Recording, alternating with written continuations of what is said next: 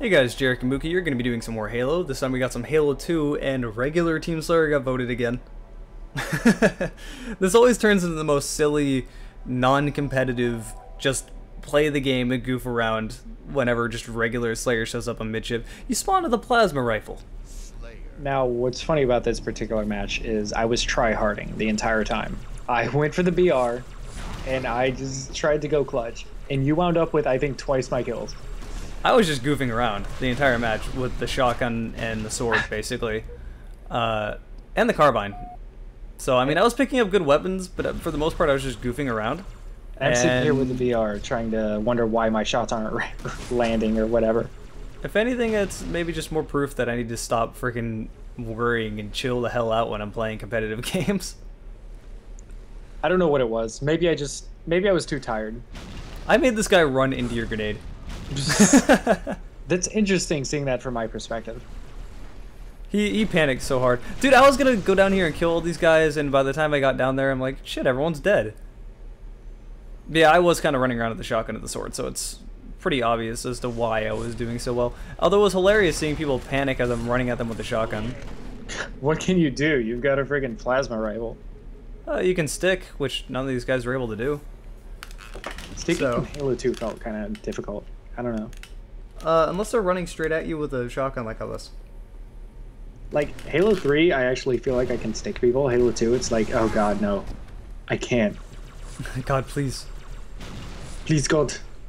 I feel like it's just because when you throw a grenade in Halo 2, the actual animation, I swear, is different than when the grenade comes out. Yeah, the grenade server side. So... Oh, that would be why. Yep.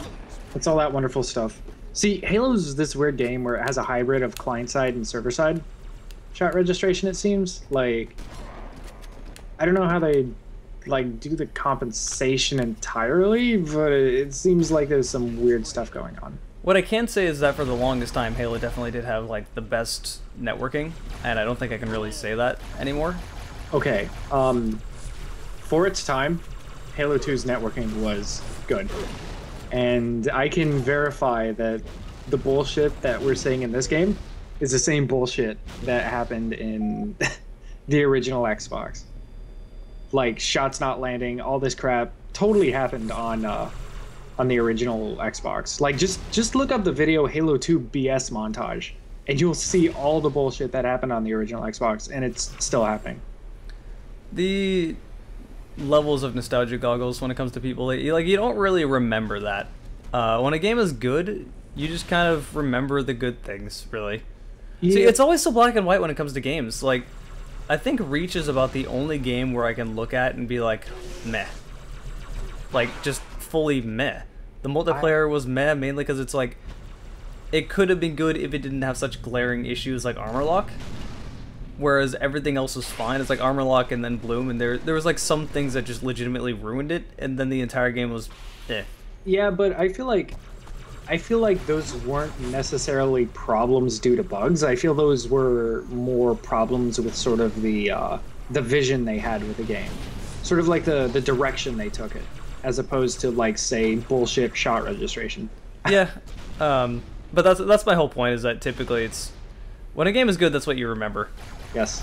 Really. Like, Battlefield 3 has its share of what the hell was going on, but typically when I think of that game, it's pretty fond memories, because it's Battlefield 3.